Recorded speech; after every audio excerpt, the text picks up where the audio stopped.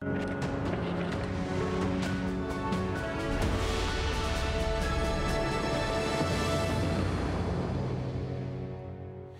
war, of course, had many faces, but for most Soviet people, it had only one voice, and that voice would become legendary. Внимание!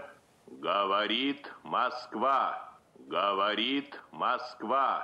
The man behind the baritone was Soviet radio presenter in his day, Yuri Levitan. Now, throughout the war, his voice was a lifeline for millions. Such, indeed, was his influence. It was actually Levitan and not Stalin topping Hitler's hit list with the Soviet leader actually coming in second place. 250,000 Reichsmarks in this day were offered for his life, and a special SS unit was tasked with assassinating him. For safety, then, the radio station was relocated from Moscow to the Ural Mountains. Levitan was working and living there in complete secrecy. Now, that information remained classified for 25 years after Hitler died. Well, while radio broadcasts were one key weapon in the battle to win over hearts and minds, they were far from the only ones. The war against Nazi propaganda was also played out on canvas as well. Our Tiziga Piskunov takes a closer look at the art as artillery.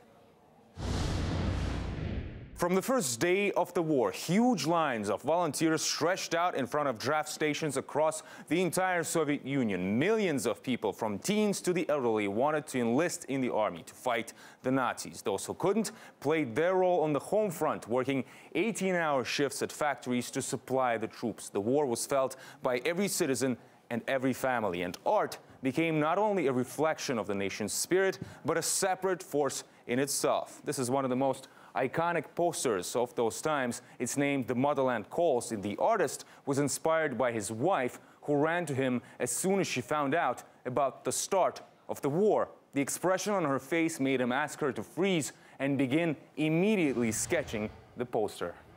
It was very emotional and very open and very even brutal. We see some deaths or using a bayonet in Hitler's head or something, or we see where a little girl is saying, "Father killed the Germans." Yeah, and it's very direct. There's a dead dead woman there, and so yep.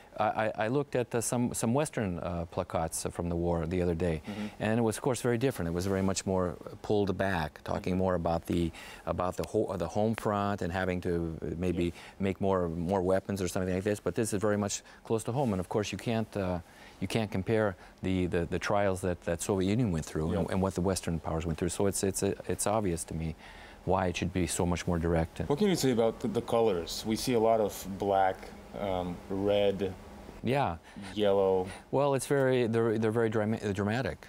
And the reason, again, is to get people galvanized and to get them more emotional and to get them involved. I think the Soviet Union had their back to the wall, and it was a either live or die kind of thing. So they pulled out all the stops and did everything they could.